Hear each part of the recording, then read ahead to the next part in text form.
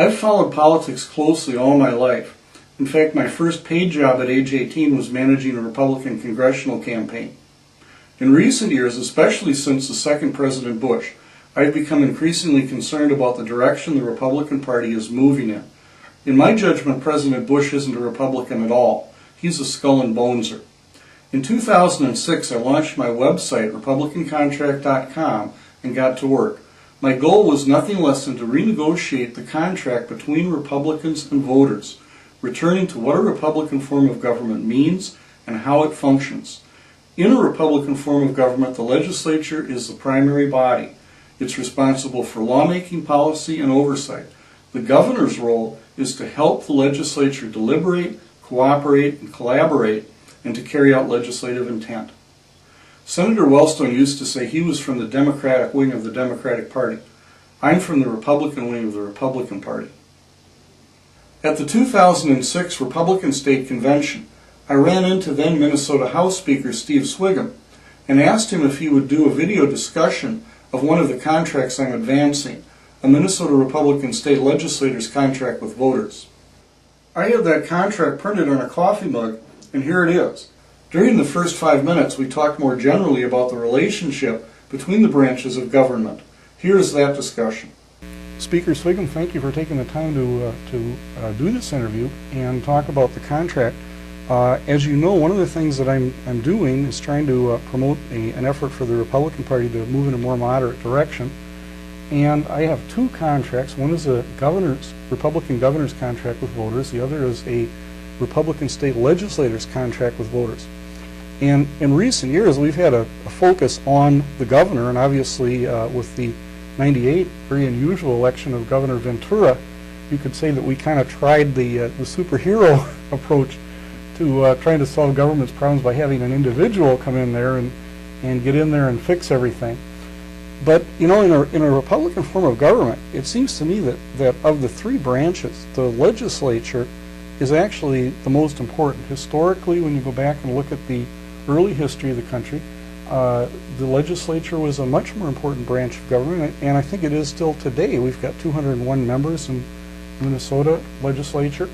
So one of the things I wanted to talk about before getting into these line items is, what do you think is the relationship between the different branches of government, and how should the legislature function to be most effective in a Republican form of government, and also what's the relationship between the governor and the legislature? The current governor? In general, what do you think the relationship should be? Okay, well, I think that when we look at our three branches of government, obviously, if you're a student of history or of the process itself, you know that there has to be a balance. And I will use the word balance many, many times, because I think the balance is important in your political philosophy, it's important in governing, and it's certainly a balance between the three branches of government is appropriate, as our founding foremothers and forefathers decided between the legislative, executive, and judicial branch. You would be there to balance each other, to make sure that neither branch extends too far over the other one in relationship to power, that there be a balance that be struck, and I think that that's very, very important. I think we tried to strike that balance. I was interested, though, in your initial comment, Bob, when you said electing Governor Ventura, kind of a unique maverick. Kind of a superhero, an action figure. You know, to take care of the problems, or clean up the problems. What are the problems? Tell me about the problems so I know how to address that. Well,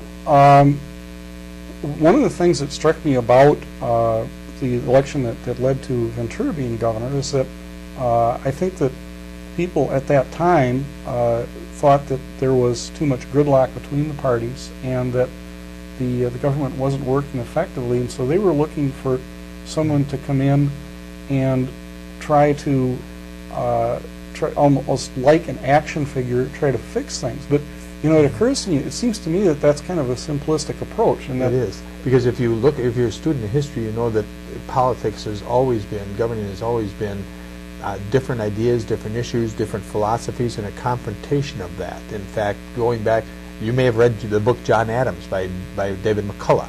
I haven't.